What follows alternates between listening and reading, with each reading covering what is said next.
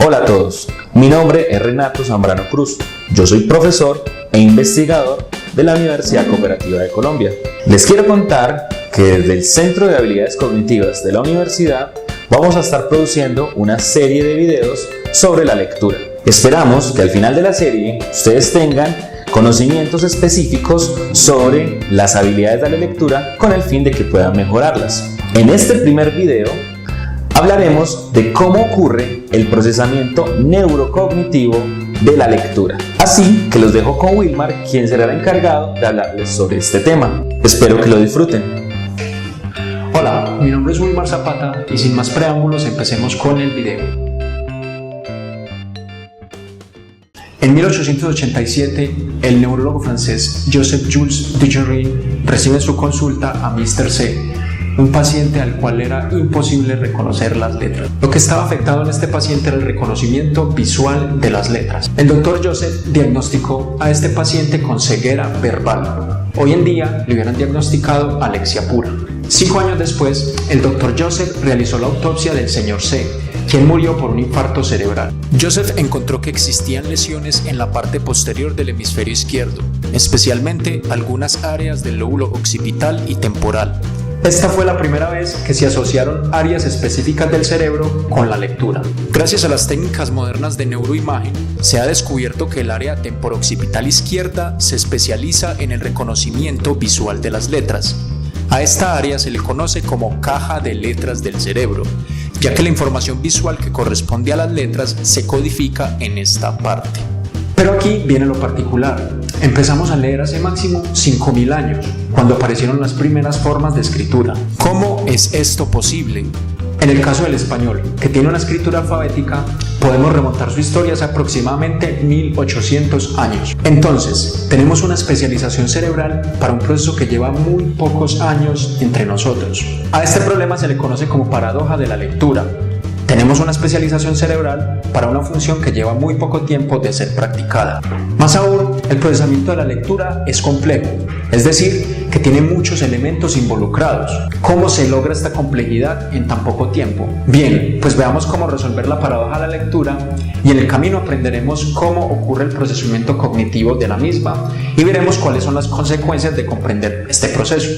Comencemos. Para entender el procesamiento de la lectura, debemos empezar por el procesamiento sensoperceptual. Primero, la información lumínica es recibida por la fóvea, un área ubicada en el centro de la retina. En la fóvea hay una gran concentración de células fotorreceptoras que nos permiten ver en alta resolución. Esta área del ojo es la única en capacidad de capturar información sobre las letras. Sin embargo, solo ocupa unos cuantos grados de nuestro campo visual completo. Cuando leemos, nuestros ojos realizan unos saltos denominados movimientos sacádicos. Estos movimientos se producen porque necesitamos enfocar la fóvea en aquellas palabras que estamos leyendo. Son absolutamente necesarios, pues no podemos procesar información de las letras si ésta no se encuentra dentro del campo visual que cubre la fóvea. La información que captura la fóvea es transportada por el nervio óptico hasta la corteza visual primaria del lóbulo occipital. Y cuando la información corresponde a letras, esta pasa a ser procesada por la caja de letras del cerebro. Hemos hecho un resumen muy corto sobre el procesamiento sensoperceptual de la lectura. Sin embargo, debemos saber que en este proceso hay una complejidad que no comprendemos hasta ahora. Por ejemplo, ¿cómo nuestro cerebro reconoce como iguales estas oraciones, aun cuando son tan diferentes en forma y en tamaño? Pero a la vez, puede reconocer la mínima diferencia entre estas dos palabras. Esta capacidad de discriminación se conoce como el problema de la invarianza y hasta ahora no sabemos cómo funciona. Pero bien, la parte sensoperceptiva solo es el principio de la lectura.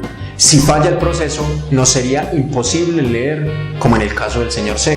Sin embargo, saber esto no nos permite entender, por ejemplo, cómo es posible que tú seas capaz de leer esta frase y además entender lo que significa. Planteemos el asunto en otras palabras.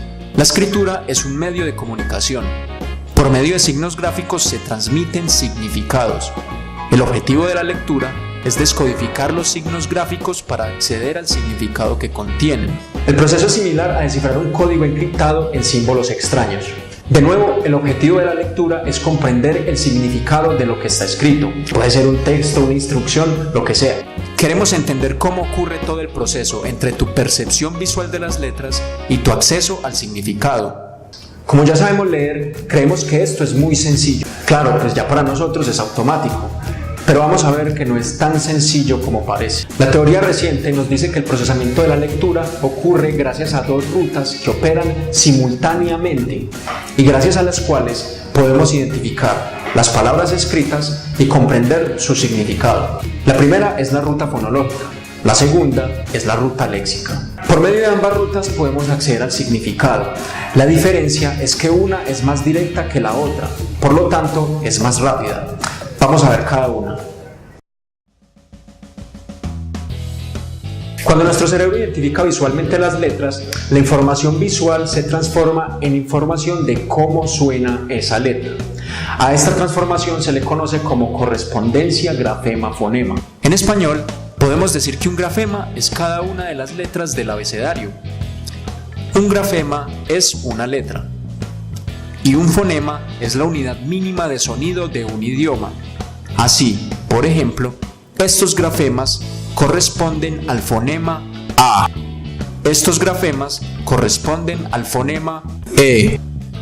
Ahora, si combinamos el sonido de este grafema y este grafema, el sonido resultante sería me, ya que combinamos el sonido del fonema M con el sonido del fonema E. Por lo tanto, la correspondencia grafema-fonema es la transformación que realiza nuestro cerebro desde un grafema o letra escrita hasta un fonema, es decir, el sonido que se asocia a esa letra. Cuando ya sabemos leer, esta transformación ocurre de manera automática. Sin embargo, este ejemplo te puede ayudar a entender cómo es leer con la ruta fonológica. Te debe quedar claro que siempre usamos esta ruta cuando leemos un texto, pero ante palabras conocidas, el procesamiento es tan automático que accedemos al significado de inmediato.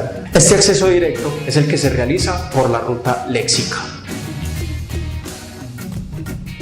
Con la ruta léxica podemos acceder directamente al significado de la palabra con solo percibirla. Por ejemplo, si te pido que leas esta palabra, sabrás rápidamente a lo que nos referimos con ella. Pero, ¿cómo ocurre esto? Esto es posible gracias a que tenemos algo como un conjunto de enciclopedias llamadas lexicones, en las cuales se guarda información sobre las palabras. Esta información puede ser de tipo ortográfico, fonológico, semántico y gramatical. Así pues, el funcionamiento de esta ruta se activa cuando el reconocimiento de una palabra ya almacenada en el lexicón activa el conjunto de información ortográfica, fonológica, gramatical y semántica que tenemos de ella, por lo que tal reconocimiento permite un acceso directo al significado. No quiere decir que no hagamos la transformación de grafemas a fonemas. Lo que quiere decir es que cuando ya tenemos información de la palabra en nuestro lexicón, la transformación grafema-fonema se hace de manera automática e inconsciente. Hasta ahora hemos visto cómo procesamos las letras desde que entran a nuestros ojos hasta que llegan a la caja de letras del cerebro. Después vimos cómo se procesa cognitivamente ese conjunto de letras y palabras que ya hemos identificado y cómo podemos acceder al significado que éstas contienen.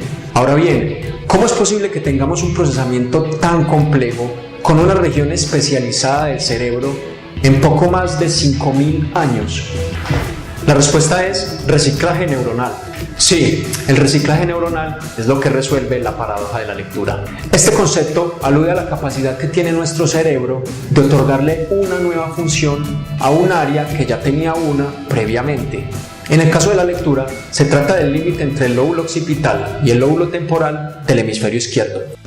Cuando una persona no sabe leer, esta región se encarga del reconocimiento de rostros y objetos, especialmente de los rostros en perspectiva. Gracias a ello, podemos identificar que este rostro y este rostro son el mismo, aunque en diferente ángulo. Es decir, que hay una simetría independiente de la posición espacial del objeto. Esta es la función original de la región occipitotemporal ventral.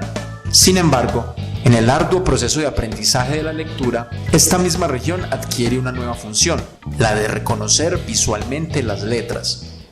Pero ustedes se preguntarán, ¿qué pasa con la función previa? Se desplaza al hemisferio derecho. Así es, la nueva función desplaza la antigua. Este es un claro ejemplo de cómo una herramienta culturalmente desarrollada puede transformar la fisiología del cerebro. Cuando aprendemos a leer, la región temporooccipital ventral se transforma en la caja de letras del cerebro y gracias a ella podemos reconocer visualmente las letras. La información que llega a esta área proviene del córtex visual y de allí se desplaza a las áreas asociadas al lenguaje hablado. Es decir, que la función de esta caja de letras del cerebro también es interconectar las áreas del procesamiento visual y las áreas del procesamiento lingüístico. Estos hallazgos en la neurociencia de la lectura han permitido profundizar en el conocimiento de trastornos como la dislexia y la alexia. Más aún, ha permitido el desarrollo de métodos más efectivos para la enseñanza de la lectura en los niños. Por último, desde el Centro de Habilidades Cognitivas de la Universidad Cooperativa de Colombia, estamos creando un programa para mejorar las habilidades de lectura en estudiantes universitarios, teniendo como fundamento teórico aquello que hemos visto resumidamente en este video. Si quieres saber más sobre este programa, te sugerimos inscribirte a este canal y también te sugerimos seguirnos en nuestras redes sociales, ya que estaremos subiendo videos como estos cada semana. En Instagram ampliaremos la información sobre este y otros temas, así que también te sugerimos que nos sigas allí. Si tienes dudas, no dudes en preguntarnos en la parte de abajo de este video y no siendo más, hasta la próxima vez.